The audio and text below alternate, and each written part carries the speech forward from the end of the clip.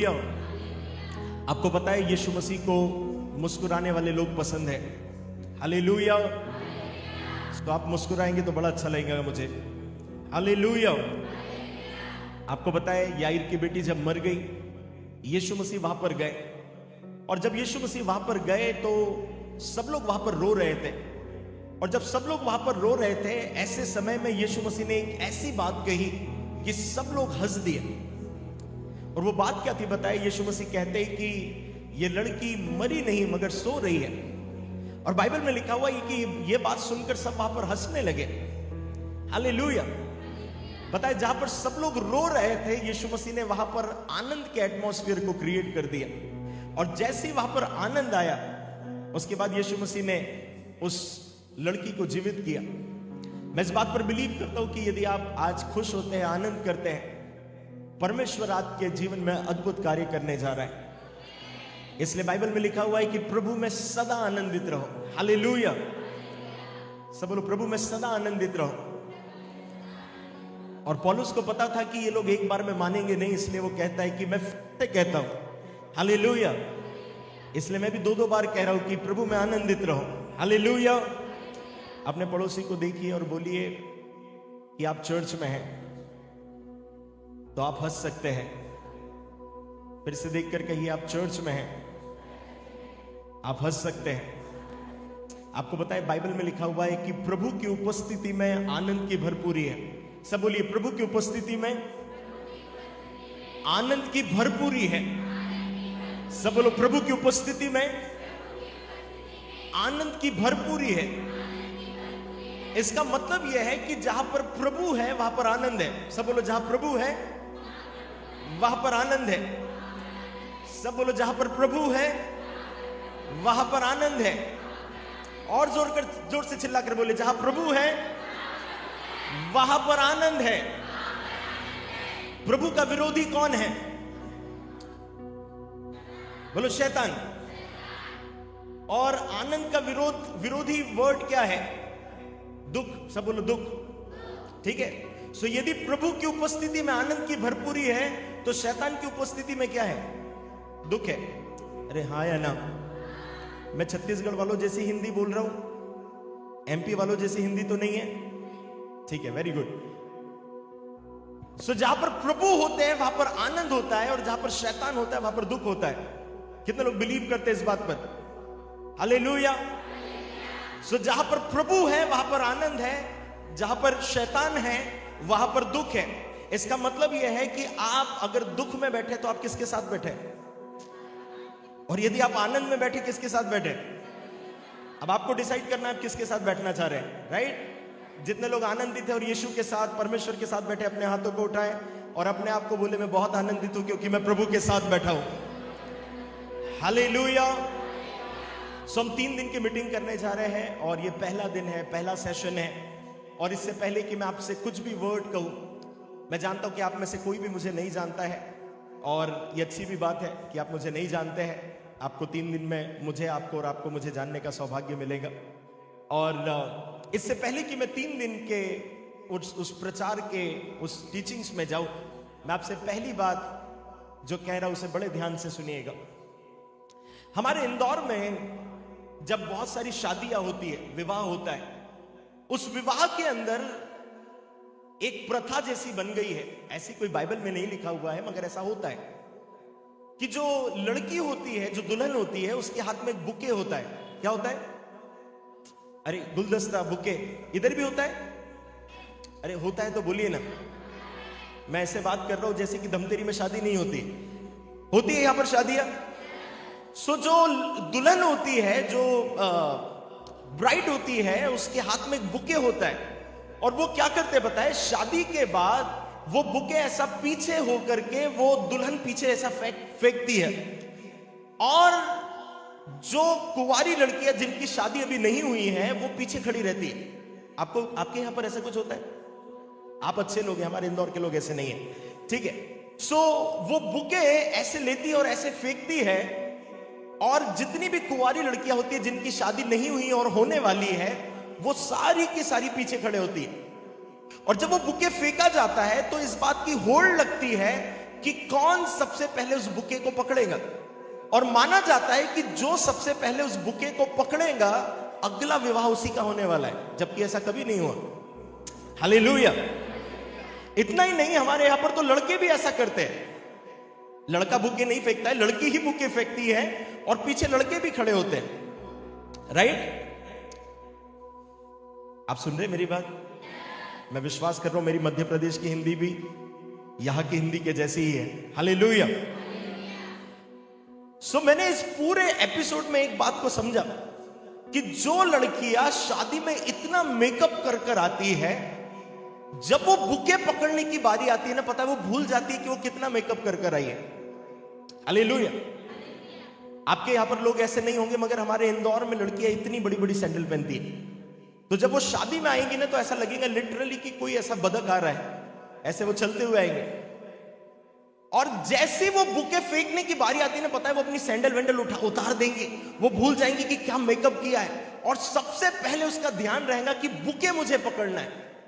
और मैंने इस बात को ऑब्जर्व किया कि जितनी भी लड़कियां इतना मेकअप कर कर आती है, इतनी बड़ी सैंडल पहन कर आती है, वो उस पर्टिकुलर समय पर भूल जाती है कि हमने कितने देर 1, 2 घंटे 3 घंटे पार्लर में बैठकर इतना मेकअप किया, इतनी लंबी सैंडल खरीदी, वो सब भूल जाती है और बुके पकड़ने के पीछे लग जाती है।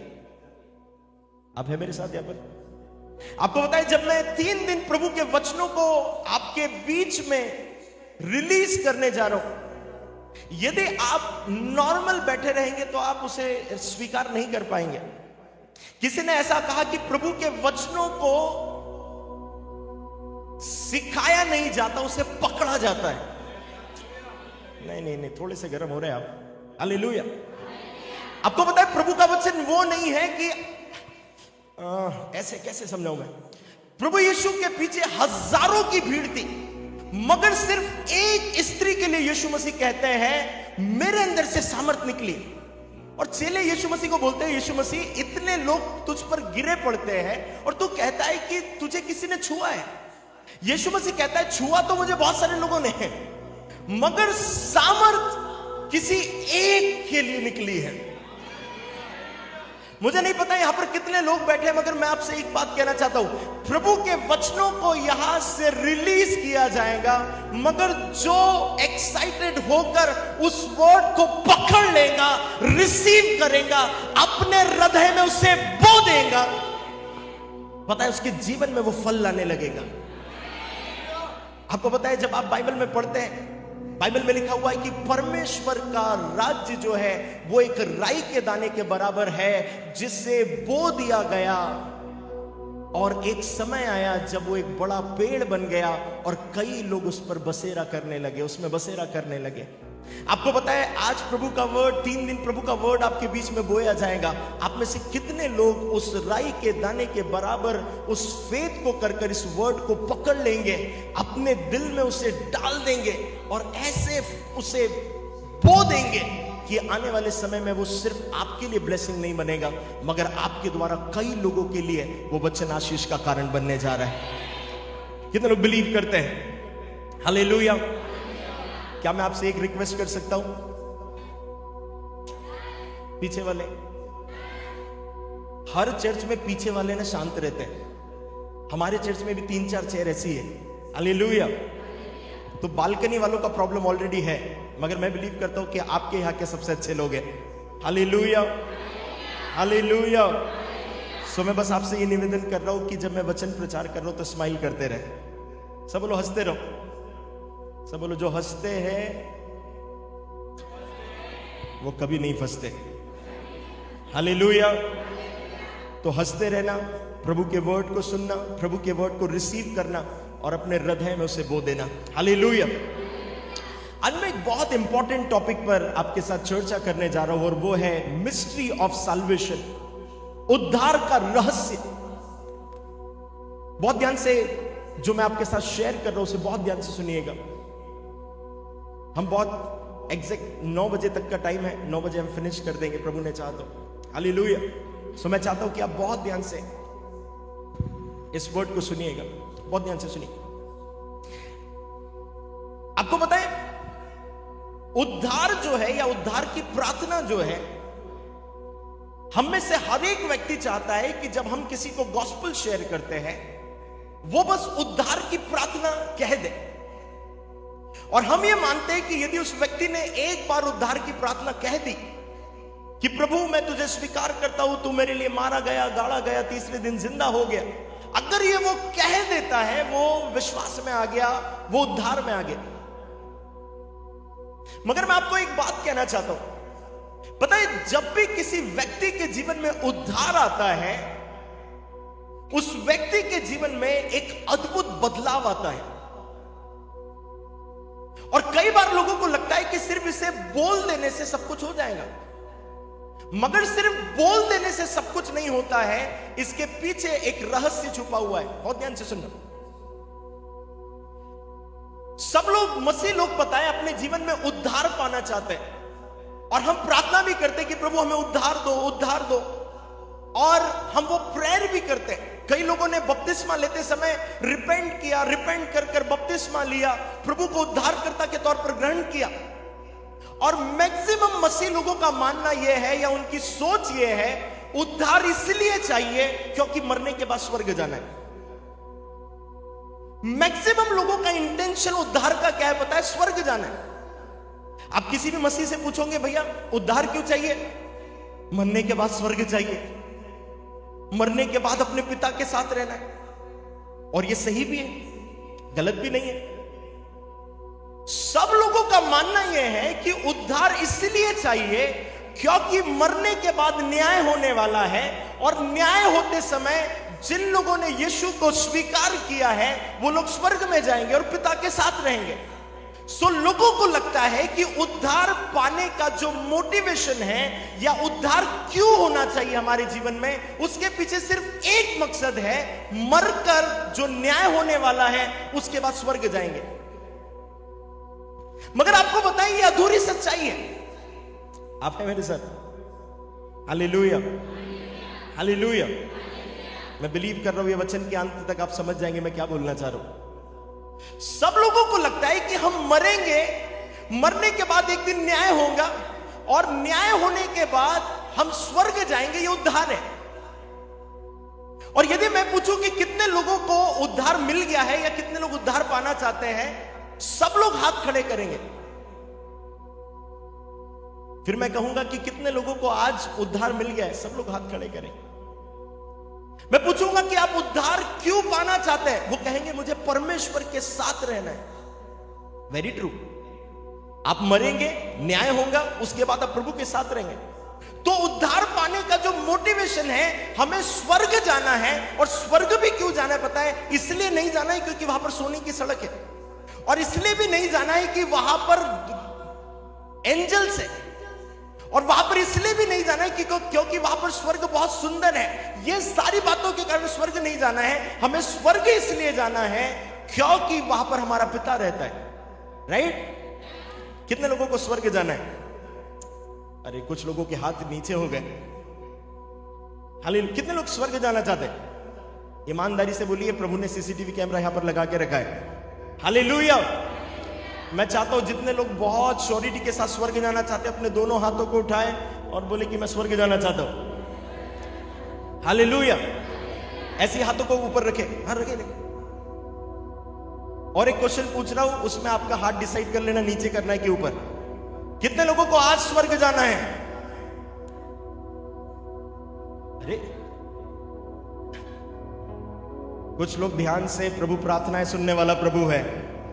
हालेलुया। देखिए पता है दुनिया की सच्चाई क्या है?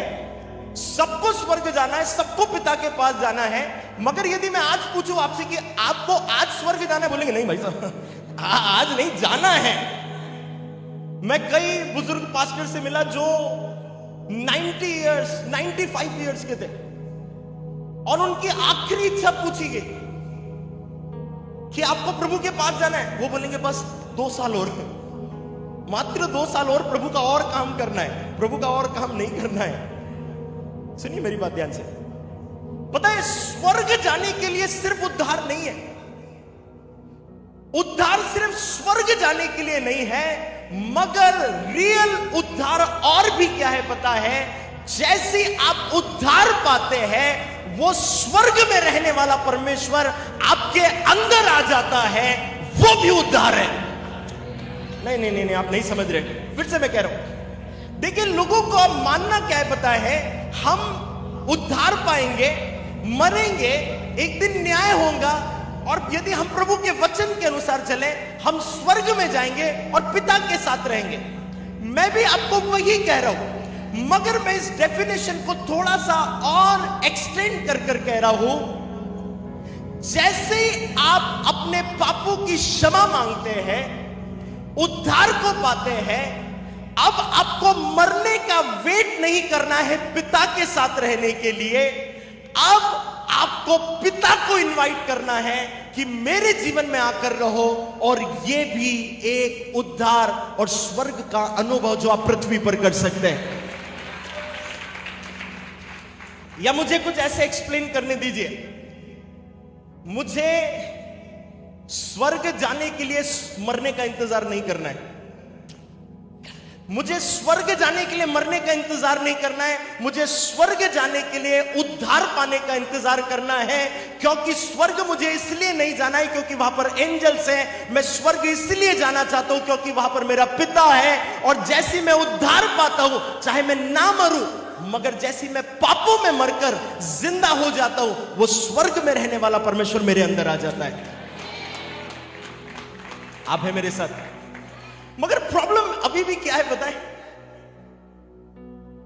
कई लोगों ने अपने जीवन में उद्धार की प्रार्थना कर दी, मगर आप उनके जीवन में उद्धार के बेनिफिट्स को नहीं देखेंगे। और उद्धार का बेनिफिट क्या है पता है? उद्धार का मतलब है यीशु मसीह ने जो हमारे लिए प्राणों को दिया, यीशु मसीह ने हमारे पापों को, श्रापों को, हमारी गरीबी को, जो कुछ भी है, जो कुछ शैतान की ओर से है, वो सब अपने ऊपर ले लिया। सो जैसे आपको उद्धार मिलता है, इसका मतलब यह है, अगर और साधारण किया जाए, आपको मोक्ष मिल गया। और मोक्ष का मतलब है आपको पापों से मोक्ष मिल गया, आपको श्रापों से मोक्ष मिल गया, आपको बीमारियों से मोक्ष मिल गया। आप समझ रहे मेरी बात? मगर अभी भी प्रॉब्लम क्या है पता है? हम वेट कर रहे हैं कि हम मरने के बाद सारी बातों को पाएंगे। मगर आपको पता है हमारे लिए सबसे इंपॉर्टेंट बात क्या है? जैसे हम उद्धार को पाते हैं, वो स्वर्ग में रहने वाला परमेश्वर हमारे अंदर आ जाता है। पता है, वे लोग जो इस बात के रहस्य को नहीं जानते कि सिर्फ हम स्वर्ग जाकर पिता के साथ नहीं रह सकते, हम इस पृथ्वी पर भी पिता के साथ रह सकते हैं। हम सिर्फ मरने के बाद ही आनंद नहीं कर सकते हैं, हम जीते जी भी आनंद कर सकते हैं, क्योंकि वो परमेश्वर अब हमारे अंदर रहता है। कितनों को मेरी बात समझ में आ रही है? पता है, यदि आपने इस बात को अगर समझ लिया कि आप इस पृथ्वी पर रहते हुए अपने जीवन को पिता के साथ आनंद के साथ गुजार सकते हैं, आप अपने जीवन में कभी भी निराश नहीं रहेंगे। पता है, कमजोर विश्वासी वो होता है जो प्रॉब्लम को अपने जीवन में आते हुए देखकर चिल्ला चिल्ला कर रोने लगता है, मगर मजबूत विश्वासी वो होता है जो प्रॉब्लम में खड़े होकर भी आनंद करना प्रारंभ करता है। वो तगड़ा विश्वासी है, क्योंकि उसको पता है चाहे मैं घोर अंधकार से भरी हुई तराई में होकर चलूं, मैं हानि से नहीं डरूंगा, क्योंकि तू मेरे साथ रहता है। आपको पता है, जब भजन संहिता 23 लिखा गया, एग्जैक्टली बाइबल में नहीं लिखा गया, मगर कई लोगों का मानना है यह भजन संहिता 23 दाऊद ने तब लिखा था जब वो अपने जीवन के सबसे कठिन समय में था। और वो कठिन समय क्या था बताए? शाऊल वहां का तत्कालीन राजा उसे मारने के लिए ढूंढ रहा था, और वो तराई के अनुभव में बैठकर कह रहा था, चाहे मैं घोर अंधकार से भरी हुई तराई में होकर चलूं, मैं तो भी हानि से नहीं डरूंगा। आप है मेरे साथ? Hallelujah, hallelujah. मैं आपको एक इंपॉर्टेंट बात बता रहा हूं, इसलिए मैं चाहता हूं आपका ध्यान मेरी तरफ रहे। आपको पता है लोगों के जीवन में क्यों वो रियल साल्वेशन नहीं आता, क्यों वो रियल उद्धार नहीं आता? उसका एक कारण है, उसके पीछे एक रहस्य है। और वो रहस्य क्या है पता है? जब आप बाइबल पढ़ते हैं, बाइबल में रिपेंट करने का एक पर्टिकुलर मीनिंग दिया गया है। अभी बाइबल हम ओपन नहीं कर रहे हैं क्योंकि आज पहला दिन है, मैं जस्ट बेसिक तैयार करना चाहता हूं, फिर कल से हम लोग बात करेंगे, इसलिए मैं पूरे बाइबल के वर्सेस आपको नहीं बता रहा हूं। मगर जब आप बाइबल ओपन करते हैं और बाइबल को जब आप पढ़ते हैं, बाइबल में जहां पर रिपेंट वर्ड आया है, उसका जो ग्रीक मीनिंग है, उसका ग्रीक मीनिंग है मेटानोइया। और मेटानोइया का मतलब है change the way you think. Now listen church, आपको पता है कोई व्यक्ति जब अपने जीवन में रिपेंट करता है, उस रिपेंट का मतलब है मेटानोइया, और मेटानोइया का ये ग्रीक शब्द का मीनिंग है change the way you think. आप में से जिन जिन लोगों के बच्चे हैं, आपको एक बात बहुत कॉमनली पता होगी, और वो बात क्या है पता है कि आपके बच्चों को जैसे वो थोड़े से बड़े होते हैं, सबसे पहले वो मम्मी पापा बोलना सीखे या ना सीखे, वो सॉरी और थैंक यू बोलना सीख जाते हैं, और उसमें से भी सबसे ज्यादा सॉरी। और आप इस बात को ऑब्जर्व करोगे, आपका बच्चा अभी सॉरी बोलेगा, दो मिनट के बाद फिर वही गलती करेगा, वो फिर से सॉरी बोलेगा, 2 घंटे बाद फिर से वही गलती करेगा, और आप बोलोगे अभी तूने गलती करी, अभी तूने सॉरी बोला, तूने फिर से रिपीट कर दिया। और पता है हम भी सॉरी बोलने के इतने सॉरी सुनने के इतने आदतन हो गए हैं, हम सॉरी सुनते हैं और बच्चों को सोचते हैं कि ठीक है सॉरी बोल दिया, ठीक है अगली बार गलती करेगा फिर सॉरी बोलेगा, हम माफ कर देंगे। और पता है क्रिश्चियन लोगों की भी तो यही आदत है, प्रभु के सामने रिपेंट करते हैं, मगर रिपेंट करने का मतलब सिर्फ सॉरी बोलना नहीं है। रिपेंट करने का यह मतलब नहीं है, पश्चाताप करने का यह मतलब नहीं है, हमने प्रभु से कहा जो गलती हमने करी है उसके लिए माफी चाहिए, मगर इसका ओरिजिनल मीनिंग है जो गलती हमने की है, अब हम हमारी सोच बदल रहे हैं और कह रहे हैं हमारी नजरों में यह पहले गुनाह नहीं था, अब यह हमारी नजरों में गुनाह है। आपको पता है लोग रियल रिपेंट क्यों नहीं कर रहे, लोग सच्चा पश्चाताप क्यों नहीं कर रहे? क्योंकि उन्हें लग रहा है सिर्फ प्रभु को बोल देना है सॉरी, मगर वो सॉरी के पीछे का रहस्य क्या है पता है? वो मेटानोइया, जिसका मतलब यह है change the way you think. आपको बताएं जैसे आप रिपेंट करते हैं, इसका ओरिजिनल मीनिंग है जहां पर आपकी सोच, आपके सोचने का तरीका और आपके बोलने का तरीका बदल जाता है। बहुत ध्यान से सुनना, एक ट्रांसलेशन के अनुसार रिपेंट का मतलब है यू टर्न लेना। इसका मतलब यह है कोई लड़का है जिसे सिगरेट पीना नॉर्मल लगता था, उसके लिए पहले सिगरेट पीना पाप नहीं था, तो उसके लिए यह मार्ग जो है जो सिगरेट पीने का है वो पाप नहीं था, मगर जैसे वो रिपेंट करता है वो सॉरी बोलकर और सिगरेट नहीं पीता है। आप हैं मेरे साथ? वो सॉरी बोलकर और सिगरेट नहीं पीता है, वो जैसे सॉरी बोलता है he will take you turn. और इसका मतलब क्या है पता है? अब तक वो सिगरेट पीना उसके लिए नॉर्मल था, अब वो सिगरेट पीना उसके लिए पाप है, और वो कहता है आज के बाद मैं सिगरेट नहीं पीऊंगा। पता है कई लोग अपने जीवन में प्रभु से माफी मांगते हैं, मगर माफी का मतलब सिर्फ ये नहीं है सॉरी बोल देना। माफी का मतलब क्या है पता है? Change the way you think. जो आप पहले सोचते थे उसे बदल लो। जो आपके लिए पहले नॉर्मल बात थी, अब आपको पता चल गया है ये प्रभु के वचन के अनुसार पाप है, गलत है, अब मैं वैसा नहीं करूंगा। प्रॉब्लम क्या है बताएं? हमें ऐसा लगता है हम जो कर रहे हैं वो हम करते रहेंगे। हमने प्रभु से माफी मांग ली, हम पहले भी चुगली करते थे, अब हम अभी भी चुगली करते हैं। हमने बपतिस्मा ले लिया, माफी मांग ली प्रभु से, हम पहले भी अपशब्द कहते थे, हम अभी भी अपशब्द कहते हैं। हम पहले भी गुस्सा करते थे, हम अभी भी गुस्सा करते हैं। हम पहले भी शराब पीते थे, हम अभी भी शराब पीते हैं। मुझे पता है आप में से कोई शराब नहीं पीता है, मगर जस्ट मैं एक एग्जाम्पल दे रहा हूं। जो कुछ आपके लिए पहले राइट था अब वो गलत हो रहा है। अब आपको समझ में आ गया है मुझे अपने सोच को, अपने सोचने के तरीके को बदलना है। आपको पता है बाइबल में एक व्यक्ति जिसका बहुत अच्छा उदाहरण है जक्कई। बाइबल कहती है कि जक्कई एक नाटा व्यक्ति था, चुंगी लेने वाला, टैक्स कलेक्टर था। और वो यीशु को देखना चाहता था और वो दौड़कर गुल्लर के पेड़ पर चढ़ गया क्योंकि उसे पता था यीशु यहां से जाने वाला है। और बाइबल में क्या लिखा हुआ पता है? इससे पहले कि जक्कई यीशु को देखता, यीशु ने जक्कई को देखा और कहा झट नीचे उतर। अब जक्कई के उद्धार की कहानी को जरा बहुत ध्यान से समझना। आपको पता है जैसे ही जब आप लूका पढ़ते हैं, लूका में जब आप जक्कई की घटना को पढ़ते हैं, बाइबल कहती है जैसे ही यीशु जक्कई के घर पर गया, जक्कई क्या कहता है पता है?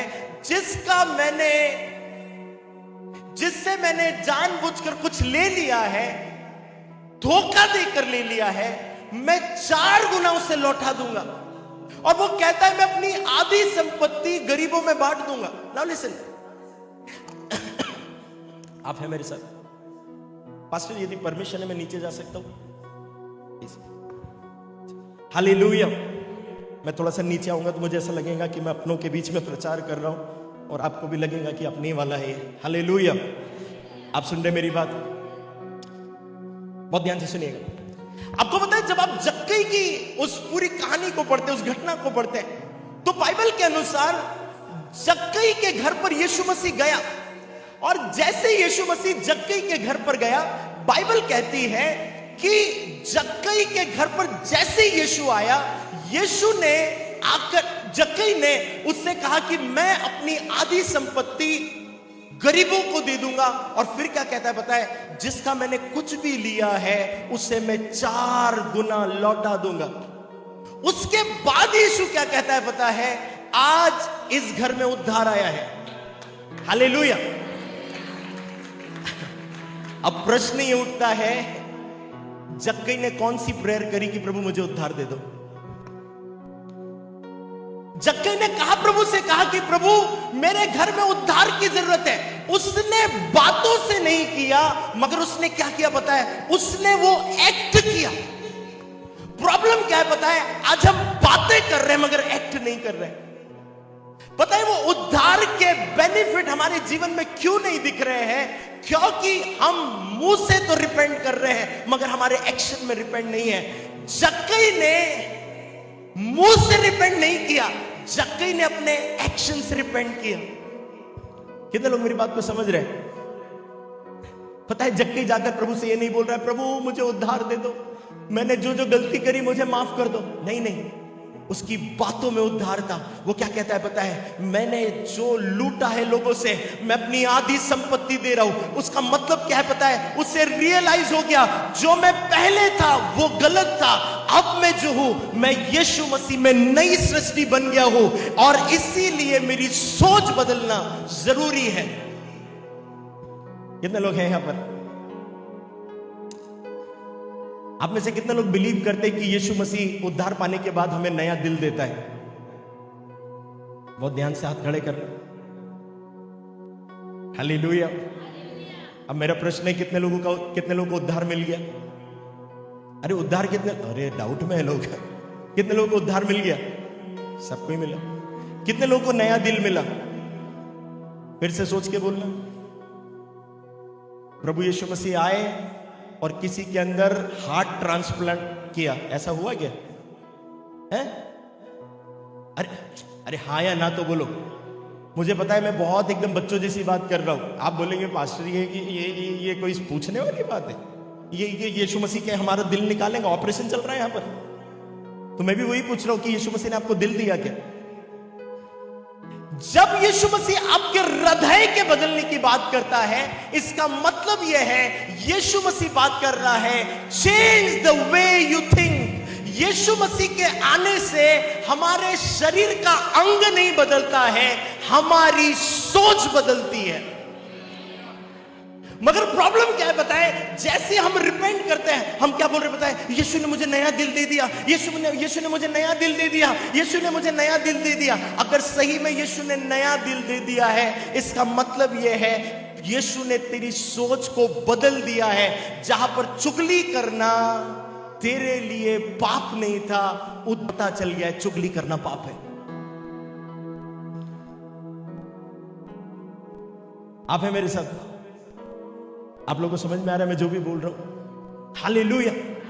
आपको पता है फिजिकली जीसस आपके बॉडी के पार्ट्स को नहीं बदलता है, जीसस बदलता है आपकी सोच को। उद्धार कभी भी आपके बॉडी के पार्ट्स को नहीं बदलता है, उद्धार बदलता है आपके सोचने के तरीके को। इसलिए जो जक्कई पहले सोचता था कि लोगों से लूटना पाप नहीं है, यीशु मिलने के बाद वो कहता है जिनसे लूटा है वापस कर देता हूं। क्यों पता है? उसका फिजिकली ये बॉडी का पार्ट नहीं बदलता था, उसकी सोच बदली थी। उसकी और एक सोच क्या बदली थी पता है? वो पहले लोगों से लेने वाला था। अगर इससे 2000 लेना है तो इससे 4000 कैसे ले लूं? पहले वो लोगों को लूटने का सोचता था, मगर जैसे जीसस उसके घर में आया पता है, अब उसके सोचने का तरीका बदल गया है। अब वो लेने वाला नहीं हुआ, वो देने वाला हुआ। आपको पता है यीशु के आने से आपके बॉडी का पार्ट नहीं बदलता है, आपके शरीर का कोई अंग नहीं बदलता है। यदि बदलता है तो सिर्फ एक बात, मेटानोइया, द वे यू थिंक, वो बदलना चाहिए। अगर वो नहीं बदला है, हम रियल रिपेंटेंस में नहीं है। अगर हम रियल रिपेंटेंस में नहीं है, हम उस उद्धार के बेनिफिट्स को अपने परिवार में, अपने जीवन में नहीं देख रहे हैं। उसका रीजन क्या है पता है? हमें यदि पहले चुगली करना हमारे लिए नॉर्मल था, आज भी हमारे लिए चुगली करना नॉर्मल है। और क्योंकि आज भी चुगली करना नॉर्मल है, हमारा रियल रिपेंटेंस हमने किया ही नहीं है। आप है मेरे साथ? आप है मेरे साथ? मुझे पता है कि आप सब लोग बोल रहे हैं ये हमारे लिए प्रचार नहीं कर रहे हैं। मुझे भी पता है मैं आपके लिए नहीं कर रहा हूं, क्योंकि आप सब लोग अच्छे हैं। मैं तो इंदौर के लोगों के लिए बोल रहा था कि अगर वो अच्छे सुधर जाते तो ज्यादा अच्छा होता। हालेलुया। आपको पता है जब यीशु मसीह आता है, आपकी थॉट बदलती है, आपका एटीट्यूड बदलता है और आपका बिहेवियर बदलता है। आपको पता है कई क्रिश्चियन, आपके चर्च की बात नहीं कर रहा हूं, मैं भी इधर छत्तीसगढ़ में एक जगह गया था, अपना समझकर सिखा रहा हूं, तो मैं उन्हें बहुत दिल खोल खोल के सिखा रहा था। और मैं उन्हें कह रहा था कि ये करेक्शन जरूरी है चर्च में, वो करेक्शन जरूरी है। मुझे 2 दिन के बाद पता चला कि कोई वहां पर बीच में से एक खड़ा हुआ और मुझे नहीं कहा मगर किसी को कह रहा है, इनको लग रहा है कि इनका चर्च बहुत अच्छा है, हमारा चर्च तो अच्छा है नहीं। मगर मैं चर्च के विषय में नहीं कह रहा था और मैं आपसे भी नहीं कह रहा हूं। आपको पता है जब जीसस हमारे जीवन में आता है, वो हमारे शरीर के किसी अंग को नहीं बदलता है, हमारी सोच को, हमारे बिहेवियर को और हमारे एटीट्यूड को बदलता है। उद्धार पाने से पहले भी हम घमंड के साथ चलते थे, और उद्धार पाने के बाद भी यदि हम घमंड के साथ चलते हैं, इसका मतलब यह है रियल रिपेंटेंस नहीं हुआ है। उद्धार पाने से पहले भी हम कलीसिया के लोगों की बुराई करने वाले थे, उद्धार पाने के बाद भी हम बुराई करने वाले हैं, रियल रिपेंट नहीं हुआ है। उद्धार पाने से पहले भी हम लोगों से लेने वाले थे, उद्धार पाने के बाद भी हम लोगों से लेने वाले हैं, रियल रिपेंट नहीं हुआ है। उद्धार पाने से पहले जो हमारी गलत सोच थी, उद्धार पाने के बाद भी हमारी गलत सोच है, इसका मतलब यह है रियल रिपेंट नहीं हुआ है।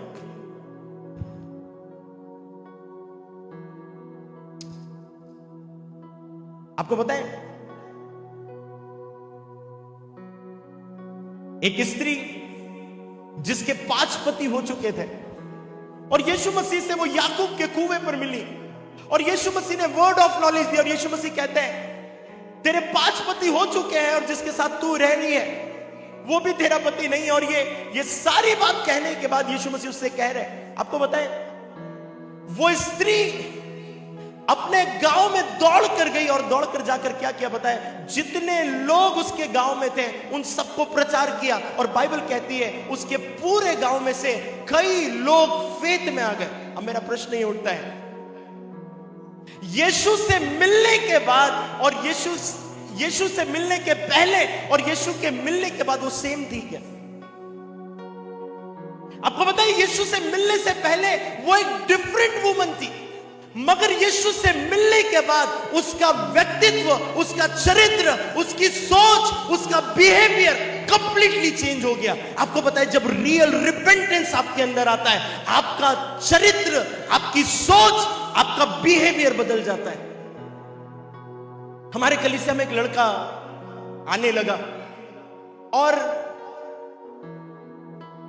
जब वो आता था उसकी मम्मी के साथ, बचपन से पैदाइशी कितने ही 8-10 पीढ़ियों से क्रिश्चियन होंगे, और जब वो अपने मम्मी के साथ, उसने रिसेंटली चर्च ज्वाइन किया था और वो मम्मी के साथ आता था और मम्मी को बिठा देता था, आराधना तक तो वो थोड़ी देर बैठता था, मगर जैसे ही प्रचार प्रारंभ होता था वो ऐसा मोबाइल निकालकर ऐसे ऐसे प्रिटेंड करके जाता था कि बड़ा अर्जेंट काम आ गया, और हमको भी लगता था नया लड़का है, कुछ बहुत बड़ा बिजनेस करता होगा, मगर उसे देखकर पक्का लगता था कि ये एक तो गुटखा खाता है, ये नशे करता है, इसके चलने से पता चल रहा है कि ये गलत कामों में। फाइनली कुछ दिनों के बाद परमेश्वर के साथ उसका आमना सामना चर्च में हुआ।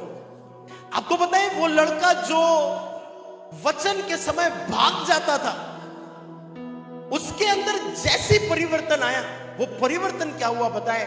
वो परिवर्तन ये हुआ, आज वो लड़का सबसे पास में जहां मैं प्रचार करता हूं उस ऑल्टर के पास बैठ करके बाइबल लेकर के वहां पर बैठता है और वचन सुनता है। सेकेंड ट्रांसफॉर्मेशन क्या हुआ बताएं? जो लड़का अपने घर में टिकता नहीं था, फ्रेंड्स के साथ भाग जाता था, अब वो घर में रहता है और बाइबल पढ़ते रहता है। थर्ड ट्रांसफॉर्मेशन क्या हुआ बताएं? उसने मुझे एक वीडियो बताया और उस वीडियो में वो एक नशा करता था। मुझे एग्जैक्टली वो नशे का नाम नहीं पता है, मगर उसने मुझे एक फोटो और एक वीडियो दिखाया। उसने कहा कि उसने ऐसा दिखाया कि वो एक ऐसी बॉटल में कुछ, मुझे मैं एक्सप्लेन भी नहीं कर पाऊंगा, मगर जब वो उसे पी रहा था उसके अंदर से बहुत धुआं निकल रहा था। और पता है वो ट्रांसफॉर्मेशन क्या हुआ पता है? वो जो सूखा और गीला नशा करता था वो पूरा छोड़ करके अब वो चर्च के कामों के लिए दौड़ता और भागता है। आपको पता है जब रियल रिपेंट आपके जीवन में होगा, जो कुछ आप पहले करते थे वो कंप्लीटली चेंज हो जाता है और आप एक न्यू क्रिएशन बन जाते हैं, जैसा कुरिन्थियों में लिखा हुआ है। आपके शरीर के अंग नहीं, मगर आपकी सोच बदलना प्रारंभ हो जाती है। और जिस दिन आपकी सोच बदलना प्रारंभ हो जाती है, आपको पता है उस दिन आपका जीवन बदलना प्रारंभ होता है। किन लोगों को मेरी बात समझ में आ रही है? एक बाइबल का अध्याय पढ़ेंगे और फिर हम लोग आगे बढ़ते हैं। गिनती इसका 13वां अध्याय 27, 28, 29, 30। गिनती इसका 13वां अध्याय। Thank you Jesus, thank you Lord.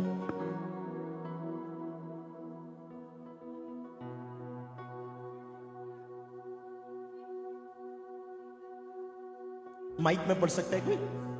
Mic है किसी के पास? Thank you Jesus, thank you Lord.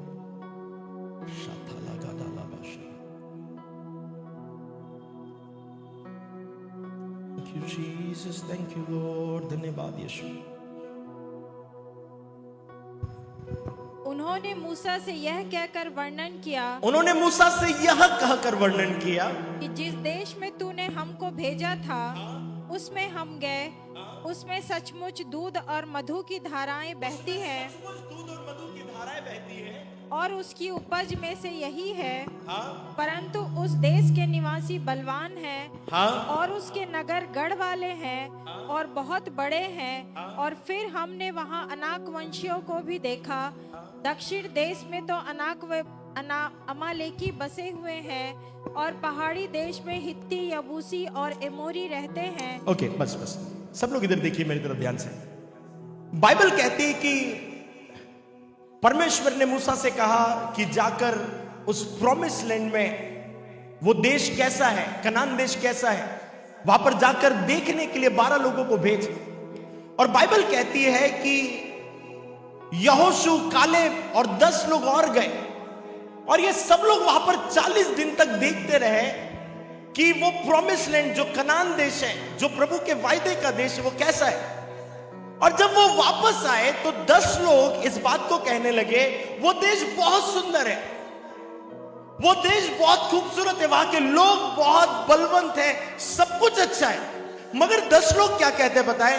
10 लोग कहते हैं कि यदि हमने वहां पर आक्रमण करने का या वहां पर जाने का सोचा भी, वो लोग हमें मार डालेंगे। सब लोग इधर देखिए। मगर बाइबल कहती है कि 2 लोगों ने, यहोशू और कालेब ने कहा कि यदि प्रभु चाहे तो आज ही हम उन पर चढ़ाई कर सकते हैं। अब इंपॉर्टेंट क्या था बताएं? 12 लोग गए, 40 दिन तक रहे और जाकर के उन्होंने वही दृष्टिकोण से सब लोगों को देखा। मगर जब वे वापस आए, 10 लोगों ने जो रिप्लाई दिया वो उन 2 लोगों से भिन्न था। और उसका रीजन क्या था पता है? 10 लोग जो सोच रहे थे वो नकारात्मक सोच रहे थे, और जो दो लोग सोच रहे थे वो प्रभु पर भरोसा करते हुए कहते हैं कि यदि प्रभु चाहे तो हम आज ही उसे अपने वश में कर सकते हैं। पता है ये 10 लोगों में और ये 2 लोगों में भिन्नता क्या थी? वो भिन्नता सबसे ज्यादा इंपॉर्टेंट क्या थी बताएं? उनकी सोच में। उन्होंने अपनी सेम दृष्टि से देखा कि वहां पर क्या चल रहा है, मगर इंपॉर्टेंट क्या था पता है? कि वे देख करके अपनी सोच के अनुसार क्या बात करते हैं। आपको पता है वो 12 में से कौन लोग प्रॉमिस लैंड में प्रवेश कर पाए? वे 2 लोग जिन्होंने सकारात्मक उत्तर दिया था। इंपॉर्टेंट क्या थी पता है? उनकी सोच, उनका प्रभु पर फेथ। जब तक हमारे जीवन में सही सोच नहीं आती है, हमारे जीवन में परिवर्तन नहीं आता। यदि हमारे जीवन में हम सही सोचना प्रारंभ नहीं करेंगे, हम बुरी चीजों को छोड़ नहीं करेंगे, आपको पता है हमारे जीवन में हम बहुत सारी प्रॉब्लम को फेस करेंगे। थिंकिंग पर से मुझे याद आया, हमारे कलीसिया में एक परिवार आया। माफ कीजिएगा मैं अपने कलीसिया का उदाहरण दे रहा हूं क्योंकि मुझे मेरी कलीसिया का उदाहरण पता है, इसलिए बहुत ध्यान से सुनिएगा। हमारी कलीसिया में एक परिवार आया और वो परिवार लगभग 15 सालों से प्रभु में था। और जब वो आए मिलने तो किसी के थ्रू आए थे।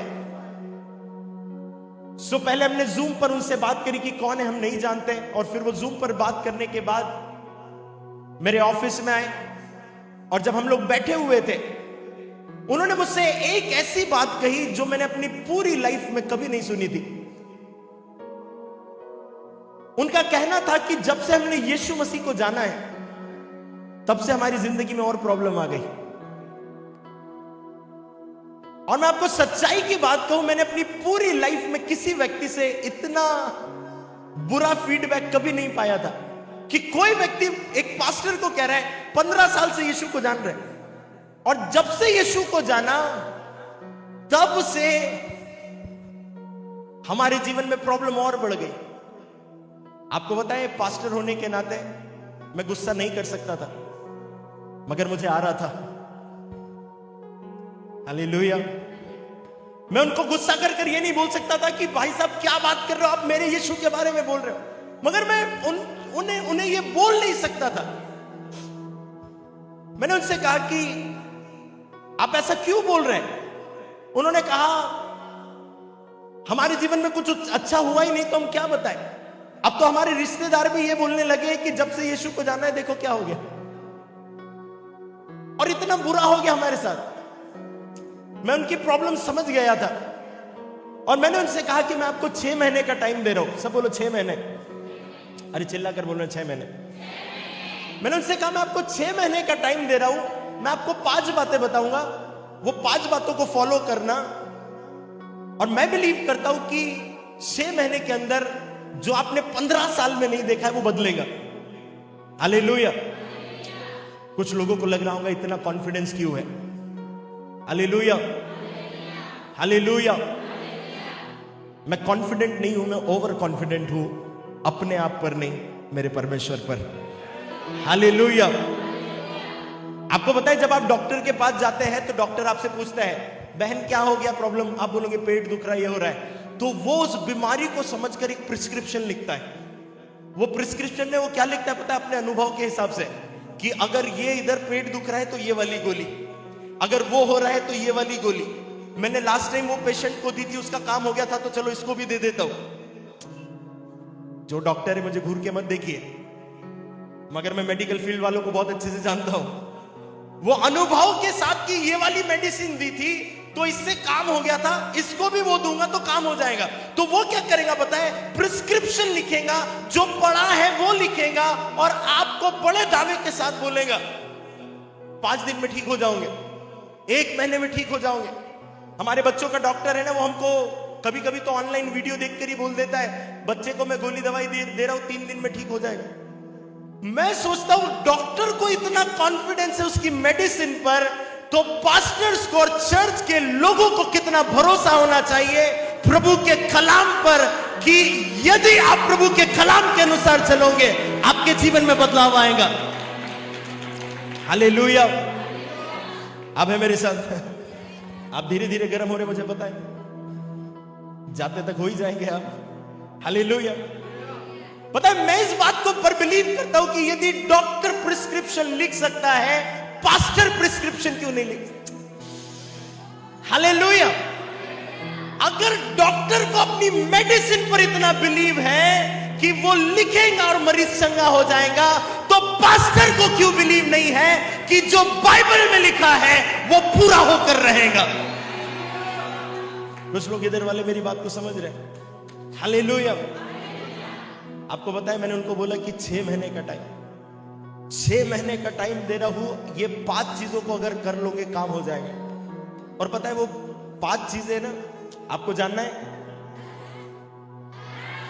मगर मैं आज नहीं बताऊंगा। Hallelujah, hallelujah, hallelujah. अगर आज ही बता दिया आप कल बोलोगे पास्टर साहब भेज दो, काम हो गया। बोले जो 6 महीने में होना है वो 5 बातें मिल गई है। हालेलुया। आपको पता है मैंने उनको पूरे दावे के साथ बोला, सब बोलो प्रभु पर कॉन्फिडेंस करना सीखो, सब बोलो प्रभु पर कॉन्फिडेंस करना सीखो। और मैंने पता है उनको बोला 6 महीने 5 बातें ईमानदारी से मानना, यदि ये कर लोगे 100% प्रभु करेगा। वो कहते हैं पास्टर ठीक है, 15 साल से तो देखते ही आ रहे कुछ नहीं हुआ, ये 6 महीने भी करेंगे, देख लेते क्या होगा। आपको पता है एग्जैक्टली 6 महीने के बाद वो मेरे ऑफिस में आए मिठाई का डब्बा लेकर, और सच्चाई की बात यह थी कि मैं भूल गया था कि मैंने 6 महीने का टाइम दिया था। हालेलुया। अपन क्यों याद रखे? है ना सिस्टर? जिसको पूरा करना है वो याद रखे, अपन तो बोल के छोड़ दिया करो। नहीं नहीं नहीं, अपन फेथ करके छोड़ दिया करो, जिसे पूरा करना है वो निपटते रहे। नहीं अरे यार, कुछ लोग बोल रहे नहीं नहीं ऐसा नहीं है, जीसस की इच्छा होना चाहिए। नहीं नहीं नहीं, अरे बाइबल से प्रूफ करते, जीसस की इच्छा नहीं, आपका फेथ होना चाहिए। मरियम गई और यीशु मसीह से कहती है कि इनके घर में दाखरस खत्म हो गया, और यीशु मसीह क्या बोलते पता है? मेरा समय अभी नहीं आया। What it means? यीशु मसीह वहां पर चमत्कार करना चाहते थे या नहीं चाहते थे? अगर यीशु बोल रहे हैं कि मेरा समय अभी नहीं आया, इसका मतलब क्या है? इसका मतलब यह है यीशु मसीह उस समय चमत्कार नहीं करना चाहते थे कि मेरा समय अभी नहीं आया।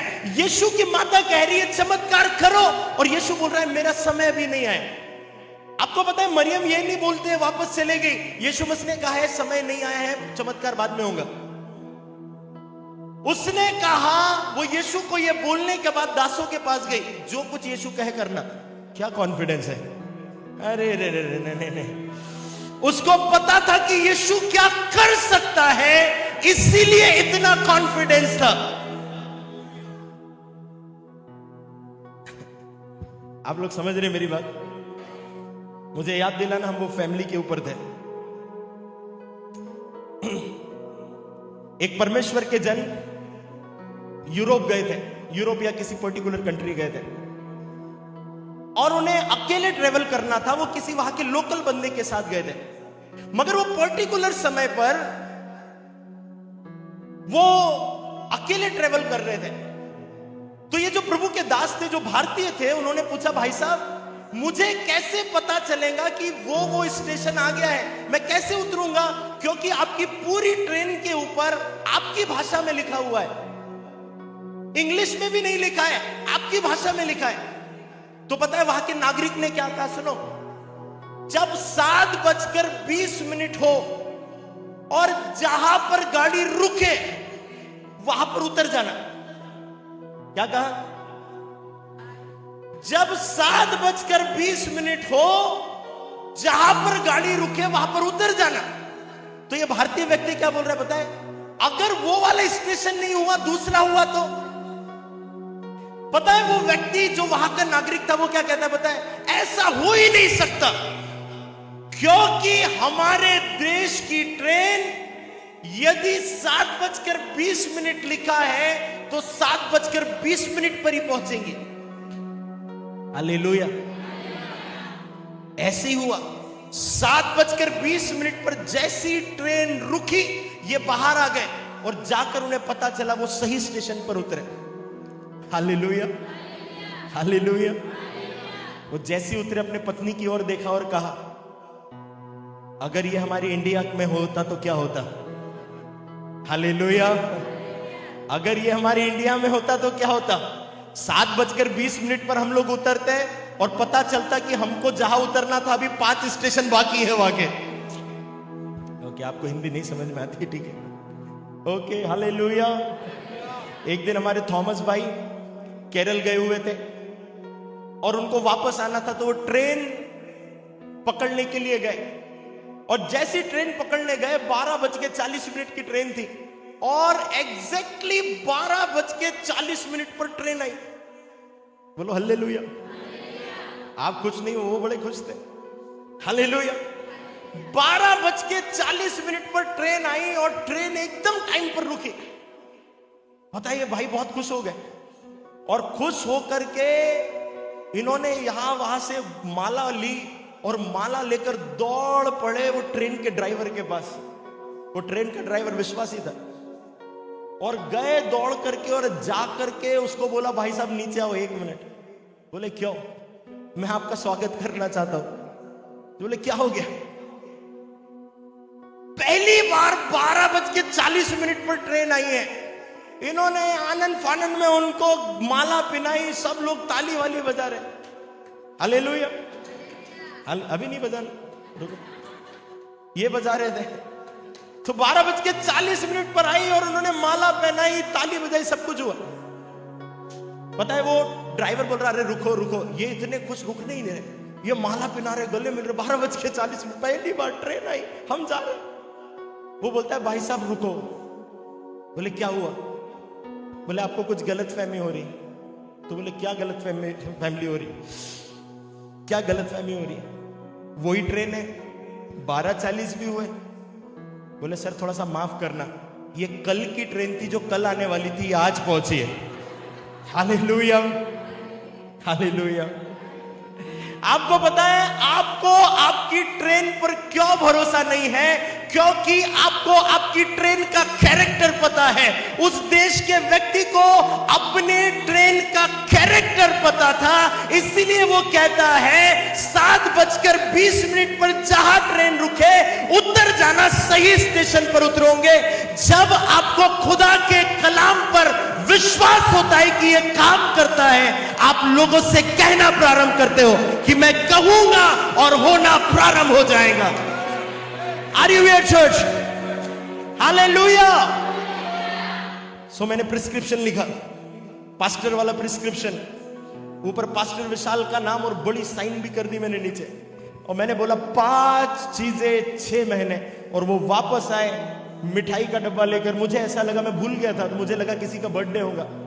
और वो आए और उन्होंने कहना प्रारंभ किया, पास्टर कुछ हुआ? मैंने पूछा क्या हुआ? उन्होंने कहा आपने कहा था 5 बातें 6 महीने। मैं बोला हाँ अब याद आया। क्या हुआ? वो कहते हैं 4 महीनों में ही बदलाव आ गया। हालेलुया। अब आप भी सोच रहे होंगे जब 4 महीनों में आ गया तो 2 महीने लेट क्यों आए? मैं भी यही सोच रहा था। मैंने उनसे कहा जब 4 महीनों में परिणाम मिल गया था 2 महीने लेट क्यों आए? बोले हम देख रहे थे कि वो परिणाम बना रहता है कि नहीं। और पास्टर हमने देखा जो 4थे महीने से होना प्रारंभ हुआ वो 6वें महीने में भी काम कर रहा है। और आपका प्रभु हमारी जिंदगियों को बदल रहा है। हालेलुया। उनकी आधी गवाही मैं आपको अभी नहीं बता पाऊंगा क्योंकि बहुत लंबा टाइम हो जाएगा, मगर मैं आपसे एक बात कहना चाहता हूं। जिस दिन आपकी सोच बदलती है, पता है जब वो हमारे पास आए उन्होंने एक बहुत फनी बात कही। उन्होंने कहा कि मैंने उनसे पूछा आपका खुद का घर है? तो बोले नहीं है। तो मैंने उनसे पूछा कि क्यों नहीं है? बोले पास्टर साहब ने बोला है कि प्रभु ने हमारे लिए स्वर्ग में घर रखा है तो जमीन पर नहीं बनाना। Hallelujah, hallelujah. मैंने फिर से पूछा, मेरे कानों पर मुझे विश्वास नहीं हुआ। मैंने पूछा क्या हुआ, आपका घर नहीं है? तो बोले मेरा घर नहीं है। तो मैंने पूछा क्यों? बोले पास्टर साहब ने बोला है कि पृथ्वी पर घर नहीं बनाओ, प्रभु ने कहा है कि मैं तुम्हारे लिए घर बनाने जा रहा हूं, तो तुम्हारा घर ऊपर है। मेरे से रहा नहीं गया और मैंने पूछा पास्टर साहब का घर है? उन्होंने कहा 2 मंजिल है। मैं समझ गया पास्टर साहब को ऊपर का डाउट होगा। ठीक है, नहीं आप नहीं समझे होंगे, हमारी बात नहीं कर रहा। जितने लोग हम यहां पर पास्टर हैं, हम सब अच्छे पास्टर हैं। आप मेरी बात सुन रहे हैं? हालेलुया। आपको पता है मैंने उनकी सोच क्या बदली? मैंने उनको सिर्फ एक बात कही, जैसे यीशु आपके जीवन में आता है आपका कैरेक्टर बदलता है। जैसी कैरेक्टर बदलता है आप ईमानदारी से काम करते हो। आप जैसे ईमानदारी से काम करते हो, आपका बॉस आपकी सैलरी बढ़ाए बिना रहेगा नहीं। आपकी सैलरी जब बढ़ेगी प्रभु आपको और ब्लेस करेगा, और जब प्रभु आपको ब्लेस करेगा शैतान के पप्पा भी आपकी ब्लेसिंग को चुरा नहीं सकते। आप है मेरे साथ? कितने लोगों को मेरी बात समझ में आ रही है? पता है प्रॉब्लम कहां थी? पता है उस फैमिली की सोच में प्रॉब्लम आ गई थी, और वो ये सोचने लगे थे कि यीशु को जानने के बाद प्रॉब्लम आती है। और मैंने उनसे कहा यीशु को जानने के बाद प्रॉब्लम नहीं आती है, यीशु को जानने के बाद उद्धार आता है, और उद्धार आने के बाद आपको हर एक पाप श्राप से आजादी मिलती है। कितने लोग बिलीव करते हैं इस बात पर? सब अपने आप को देखकर बोलो मैं उद्धार पाया हुआ हूं। सब बोलो मैं उद्धार पाया हुआ हूं। चिल्ला कर बोलो मैं उद्धार पाया हुआ, और चिल्ला कर बोलो मैं उद्धार पाया हूं। पता है यहोशू और कालेब को उस प्रॉमिस लैंड में क्या चीज लेकर गई? पता है उनकी सोच। आज मसीह लोग वो प्रॉमिस लैंड को सिर्फ देख रहे हैं, मगर ये सोच रहे हैं वो हमसे नहीं हो पाएगा। पता है वो 10 लोगों का स्टेटमेंट क्या था? वो देश बहुत अच्छा है, वो आशीष बहुत अच्छी है, मगर हमसे नहीं हो पाएगा। मगर वे 2 लोग क्या बोल रहे पता है? वो देश बहुत अच्छा है मगर हमसे क्यों हो सकता है? पता है क्योंकि यदि प्रभु चाहे हम आज ही उस पर जय प्राप्त कर सकते हैं। प्रॉब्लम क्या है पता है? हम 10 लोगों के जैसे बोल रहे हैं, वो प्रॉमिसेस, वो वायदे, वो आशीषें बहुत अच्छी है मगर हमसे नहीं हो पाएगा। हम भी तो कह रहे हैं आपसे नहीं हो पाएगा, क्योंकि आपसे अगर करते बनता तो आप बहुत कुछ कर लेते। मगर यीशु ने 2024 साल पहले ऑलरेडी आपके लिए सब कुछ कर दिया है। अब आप उस प्रॉमिस लैंड में यूं ही जा सकते हैं। आप नहीं समझ रहे? या मुझे ऐसा कहने दीजिए वो प्रॉमिस लैंड का परमेश्वर आपके अंदर आ जाता है, वो प्रॉमिस लैंड का खुदा आपके अंदर आ जाता है। आपको पता है जब शाऊल पौलुस बना, क्या बदला? दिल, सोच। पहले मसीह के लोगों को मारना उसके लिए अच्छाई थी, अब मसीह के लिए जीना, मसीह के लिए मरना उसके जीवन का लक्ष्य बन गया था। क्या बदला था बताए? सोच। शाऊल की सोच, जब वो शाऊल था वो सोच अलग थी, जब वो पौलुस बना सोच अलग है। आप जब शाऊल थे आपकी सोच यदि अलग थी, अब पौलुस बनने के बाद यदि सेम सोच लेकर आए, मैं आपसे कहना चाहता हूं वो पौलुस के जैसे आप प्रभु के लिए काम नहीं कर पाएंगे। कितने लोगों को मेरी बात समझ में आ रही है? अपने आप को बोलो मेरी सोच बदलना जरूरी है। ऐसे ऐसे करिए, थोड़ा ऐसे मत करिए, अच्छा साइन नहीं है, ऐसे करिए। हालेलुया। सब बोलो सोच बदलो। अपने पड़ोसी को देखकर बोलो सोच बदलो। फिर से बोलो सोच बदलो। Hallelujah, hallelujah, hallelujah, hallelujah. एक जवान यीशु मसीह के पास आया और कहता है अनंत जीवन का वारिस होने के लिए मैं क्या करूं? यीशु मसीह कहते हैं सारी आज्ञाओं को माना कर। और वो क्या कहता है बताए? मैं लड़कपन से सब कुछ मानता हूं, जब से मैं छोटा था तब से मानता है। वाह, वेरी गुड। पता है चर्च में लोग आज्ञाओं को बचपन से मानते हुए हैं, मगर यीशु मसीह उससे क्या कहते बताए? जब वो कहते हैं कि मैं आज्ञाओं को मानते आया, यीशु मसीह उससे कहते सुन, अपना संपूर्ण धन बेचकर कंगालों को बांट दे। और बाइबल कहती है वो अपना मुंह लटका कर उदास होकर वापस चला गया। इसका मतलब था वो आज्ञाओं को मानने के लिए तैयार था, सोच को बदलने के लिए तैयार नहीं था कि यदि मैं जब तक सब कुछ छोड़ता नहीं हूं मैं प्रभु को सर्व नहीं कर पाऊंगा।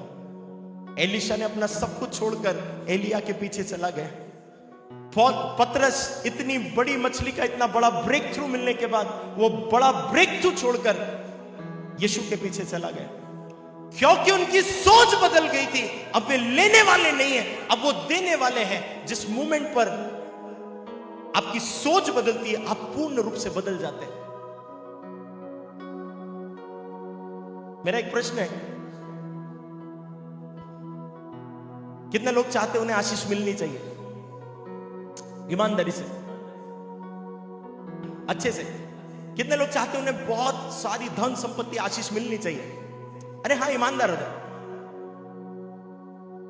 अब और एक प्रश्न है, कितने लोग चाहते कि उन्हें आशीष बनना है? आशीष पाने में और आशीष बनने में फर्क है। हालेलुया। पता है क्रिश्चियन लोगों की आजकल प्रार्थनाएं क्या हो गई? प्रभु ये दे दे, वो दे दे, ऐसा दे दे, वैसा दे, ये कर दे, वो कर दे, ये कर दे, वो कर दे, फिर दे दे, फिर दे दे, फिर दे दे, और दे दे। किसी ने ऐसा कहा, पूरे वर्ल्ड में जो फावड़ा आता है ना, फावड़ा पता है आपको? अरे फावड़ा पता है? हाँ या ना? किसी ने कहा कि पूरे देश में फावड़ा ऐसा होता है, सिर्फ इंडिया ऐसा है जहां पर फावड़ा ऐसा है। नहीं नहीं, आप नहीं समझ रहे। आप गूगल करके देखिएगा, बाकी सब जगह के फावड़े ऐसे देने वाले, हमारे इंडिया का फावड़ा ऐसा है। हालेलुया।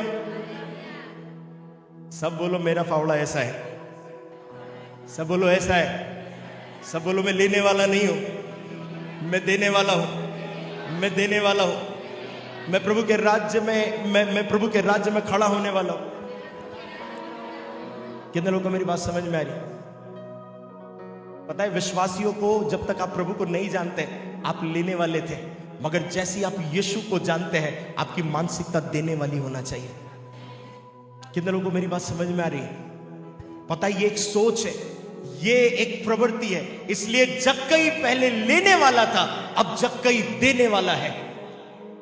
वो स्त्री जो यीशु को याकूब के कुएं के पास मिली थी, वो पहले 5 पति, वो 6वें व्यक्ति से तृप्त नहीं हो रही है, मगर जैसे ही यीशु मिल गया वो उस समय सबसे बड़ी इवेंजलिस्ट बन गई और जाकर पूरे गांव को बदल दिया।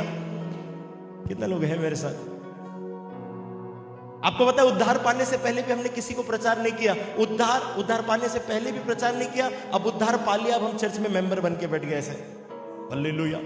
हमारे चर्च, हम चर्च के मेंबर, हमारे बच्चे चर्च के मेंबर, उनके बच्चे पैदा होंगे वो चर्च के मेंबर, उनके भी बच्चे पैदा होंगे वो भी चर्च के मेंबर। सुनिएगा ध्यान से, बाइबल में चर्च के मेंबर बनने वाली कोई कॉलिंग नहीं है। यीशु मसीह कहता है जाओ। हालेलुया। कितने लोग मेरी बात को समझ रहे हैं? कोई कॉलिंग नहीं है चर्च के मेंबर्स को बैठने की। आप पता है इस चर्च में आओगे, अपने पास्टर से कहोगे मैं कैसे प्रभु की सेवकाई कर सकता हूं, पास्टर मुझे बताइए। पास्टर मैं आपके साथ कैसे खड़े होकर प्रभु के कामों को कर सकता हूं, मैं कैसे प्रभु के कलाम को लोगों तक पहुंचा सकता हूं। पास्टर मुझे वो अपॉर्चुनिटी दीजिए, मुझे बताइए, मुझे ट्रेन करिए। आप है मेरे साथ? विश्वासी बनने से पहले आपकी सोच थी चर्च में बैठने वाली, मगर जैसे ही आप प्रभु को अपने अंदर ले लेते हैं आप चुपचाप बैठ नहीं पाएंगे, आप अपने पास्टर के साथ खड़े होकर काम करना प्रारंभ करेंगे, क्योंकि अब आपकी सोच बदल गई है। कितने लोगों को मेरी बात समझ में आ रही है चर्च? एक आखिरी बात बोलकर मैं इसे खत्म करूं।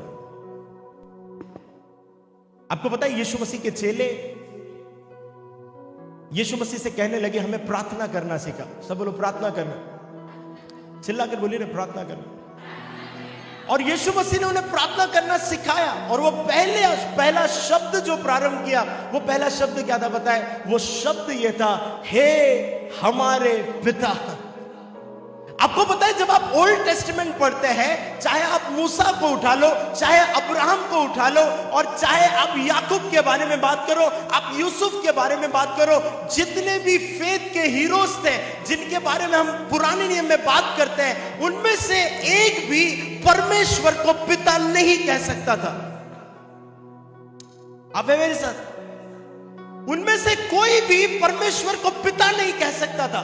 मगर जैसे आप नए नियम में आते हैं, यीशु के द्वारा अब हम परमेश्वर के पुत्र और पुत्री हो गए हैं, और अब हम परमेश्वर को पिता कह सकते हैं।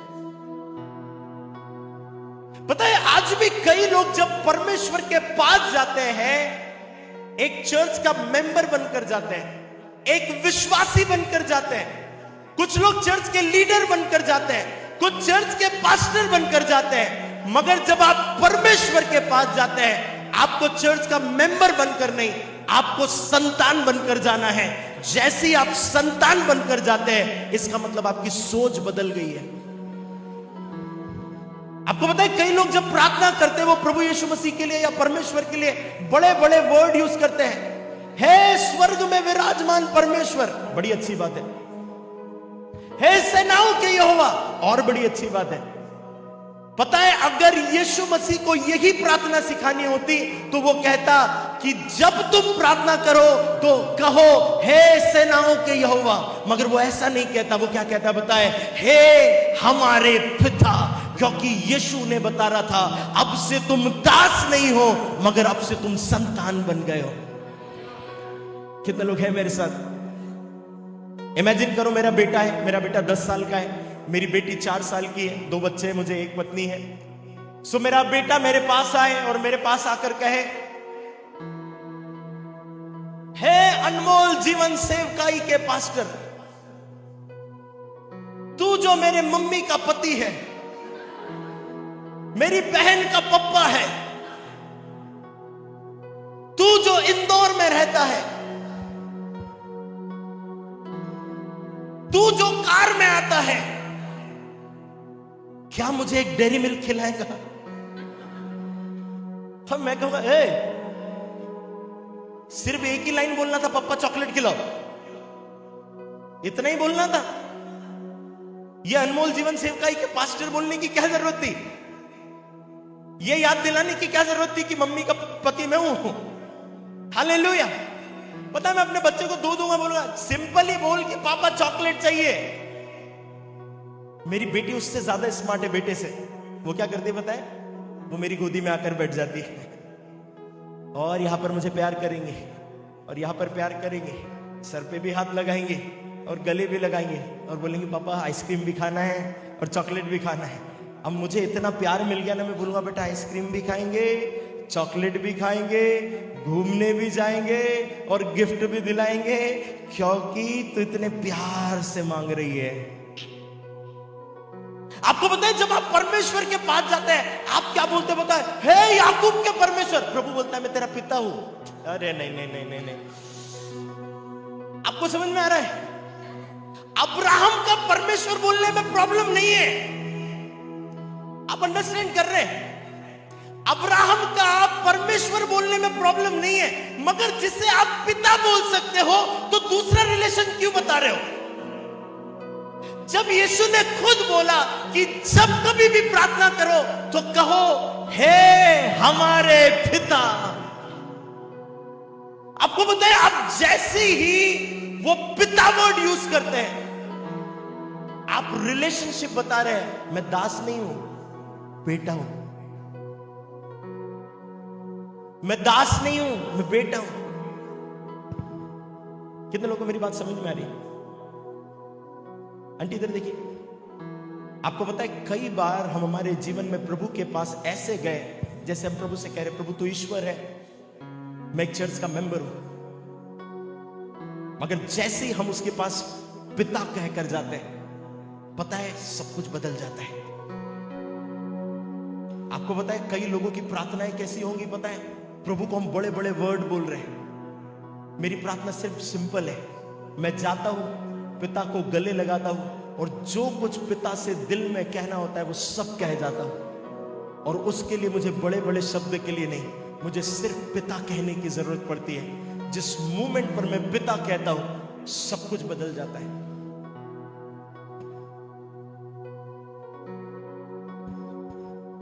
एक दिन हमारे घर पर भिखारी आया और भिखारी ने बोला, भाई साहब कुछ खाने को दे दो।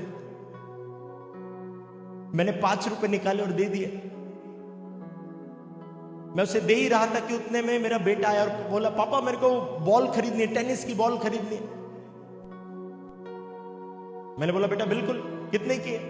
तो बोला, पापा 80 रुपीज की। मैंने बोला 100 रुपए लेकर जा। तो गरीब पलटा और क्या वो कहता है बताए, मैंने मांगे तो 5 रुपए, इसने मांगे 80, दिए उसे 100। ऐसा क्यों?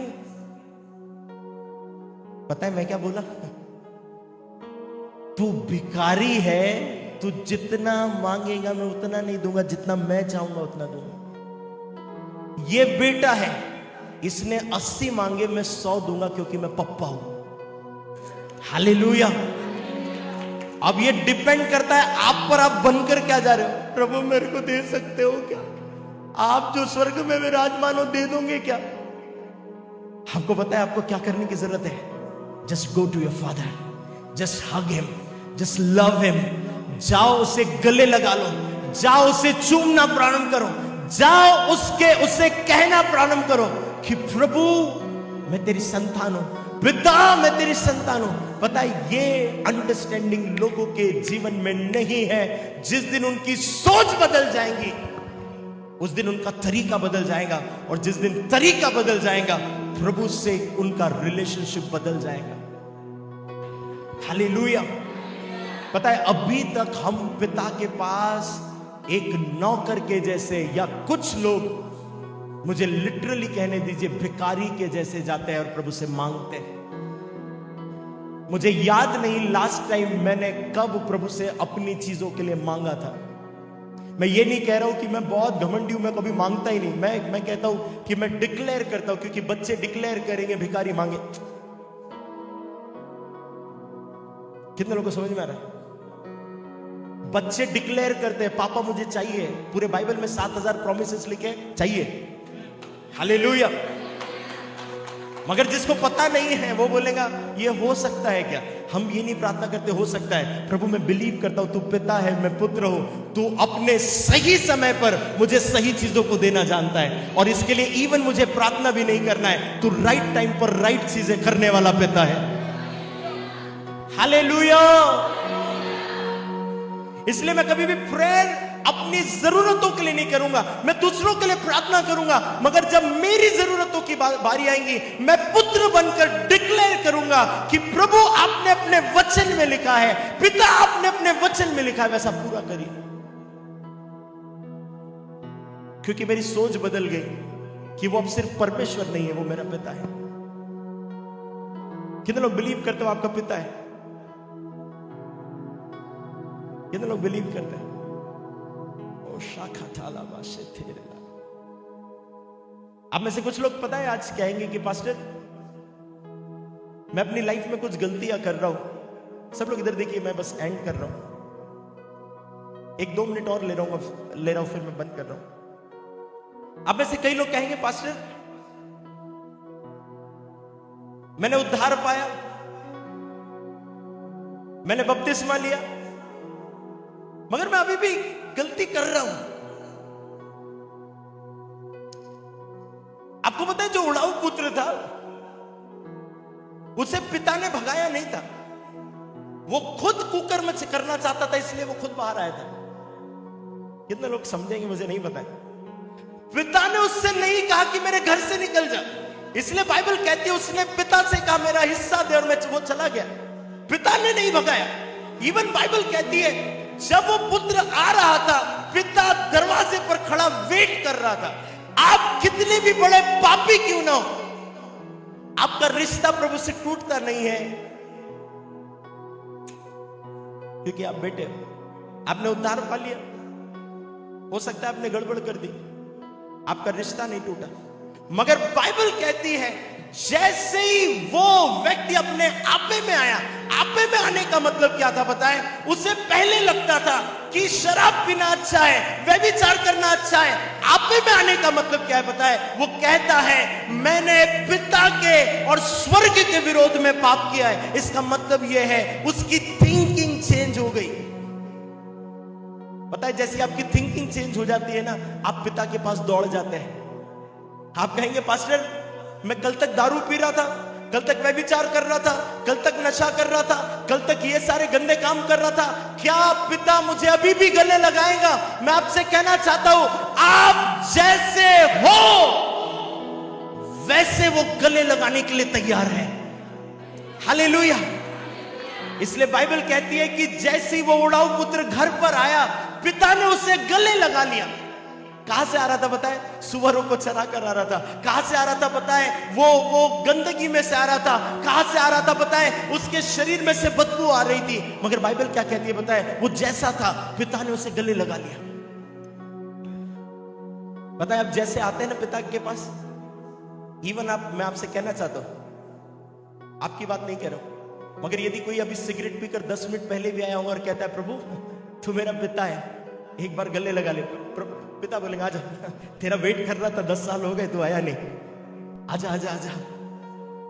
अब में से कुछ लोग कहेंगे फिर मैं जाकर के वापस सिगरेट पीऊंगा।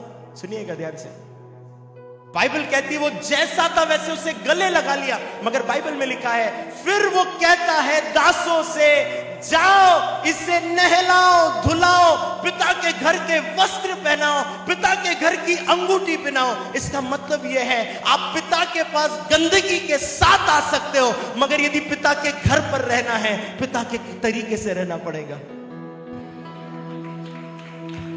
हालेलुया। आप जैसे हो पिता एक्सेप्ट करने के लिए तैयार है, मगर जैसे ही आप पिता के पास आते हो, now you need to change your thinking, now you need to change your behavior, now you need to change your old habits। अब आप जैसी अपनी मानसिकता बदलते हैं वो रियल रिपेंटेंस में आ जाते हैं। जैसे रियल रिपेंटेंस आता है आप उस उद्धार के अनुभव में आते हैं, और जैसे उद्धार आता है उद्धार के बेनिफिट्स आते हैं। जो कुछ यीशु मसीह ने सूली पर ले लिया वो आपके जीवन पर प्रभाव डालना बंद कर देता है। वो कहता है, बाइबल में लिखा हुआ है उसने हमारे सारे श्रापों को अपने ऊपर ले लिया, हमारे पापों को अपने ऊपर ले लिया, हमारी गरीबी को अपने ऊपर ले लिया, हमारे बीमारी को अपने ऊपर ले लिया, ताकि हम उसके बेनिफिट्स को पाए। जैसे ही आप पिता के गले लगते हैं अब आप पिता के घर में हैं। अब ये पिता की जिम्मेदारी है आपका जीवन कैसे चलेगा। आप है मेरे साथ।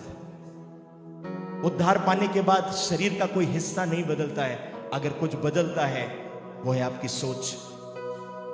जिस दिन आपकी सोच बदल गई आपका जीवन बदल जाएगा। एक समय था जब मैं प्रभु से परमेश्वर के जैसे बात करता था, मगर जब से मैंने पिता कहकर बात करना प्रारंभ किया है मैं उसके उस बेटे होने के बेनिफिट को देख रहा हूं, मैं उस संतान होने के बेनिफिट को देख रहा हूं, मैं उस बेटे के उस वारिस होने के कारण, उस वारिस होने के आशीषों को देख रहा हूं। मैं आप सबसे कहना चाहता हूं सिर्फ इतना ही तो है, you just need to change your thinking. आपको आपकी सोच बदलना है। आपके शरीर का कोई भाग प्रभु नहीं बदलता है, अगर कुछ बदलता है तो आपकी सोच। अगर आज आपकी सोच बदल गई कि मेरा पिता मुझे फिर से स्वीकार करने के लिए तैयार है, कोई फर्क नहीं पड़ता अगर मैं 10 साल से पाप कर रहा हूं, मगर यदि मैं आज सुधरना चाहता हूं और प्रभु से कहता हूं प्रभु मैं फिर से आ गया, प्रभु अपनी बाहें फैलाकर खड़ा है। आप है मेरे साथ। पता है जब वो लोगों से कहता है कि जब कोई किसी को माफ करना हो तो 7 से 70 बार माफ करना, तो आपको क्या लगता है जब आपको माफ करने की बारी आएगी वो कितने बार माफ कर? हालेलुया। आपको कितने बार स्वीकार करेगा? जब जब आप आओगे वो पिता गले लगा लेगा। मगर यदि पिता के घर में रहना है, पिता के घर की आशीषों को देखना है, आपको पिता के तरीके से रहना पड़ेगा। आप है मेरे साथ चर्च? हालेलुया। सब जोर से चिल्ला कर कहो कि दिल नहीं बदलता, सोच बदलती है। मुझे पता है कुछ लोगों के दिमाग में आ रहा होगा कि बाइबल में लिखा हुआ है मैं तुम्हें नया हृदय दूंगा। हालेलुया। मगर वो नए हृदय का मीनिंग क्या है पता है? वो जो दिल में आप सोचते हैं ना, जो आपके मन में आप सोचते हैं, मैं तुम्हारी सोच को बदलूंगा। क्योंकि बॉडी का पार्ट नहीं बदलता है, आपकी सोच बदलती है। कुछ लोग बोलेंगे सोच का दिल से क्या संबंध? मैं बोल रहा हूं थोड़ा सा नकारात्मक सोच कर देखो, देखो पल्स बढ़ेंगे। क्यों? जैसे किसी को हार्ट अटैक आता है तो लोग बोलते हैं अरे कोई बुरी न्यूज सुन ली थी क्या? अब है वो बुरी बात जैसे आपके सोच में दिल तक पहुंच गई। अब इसे एक्सप्लेन करूंगा तो मेडिकल वाले बुरा मान जाएंगे। हालेलुया। प्रभु आपकी सोच बदलने के लिए आए। Change the way you think. अगर आपकी सोच बदल गई सब कुछ बदल जाएगा। और मैं आपसे फिर से कहना चाहता हूं, अब वो सिर्फ परमेश्वर नहीं है, अब वो परमेश्वर पिता है। अब जब आप जाओगे पिता के जैसे उससे लिपट जाना, चिपक जाना, प्यार करना और उससे कहना प्रभु मैं तेरा बेटा वापस आ गया क्योंकि मैं अपने आपे में आ गया हूं। कल तक मुझे जो अच्छा लगता था मैं उसे छोड़कर अब कह रहा हूं अब जो तुझे अच्छा लगता है अब मैं वो करूंगा। आप है मेरे साथ? आइए क्यों अपनी आंखों को बंद करें। Thank you Jesus, thank you Lord, thank you Jesus.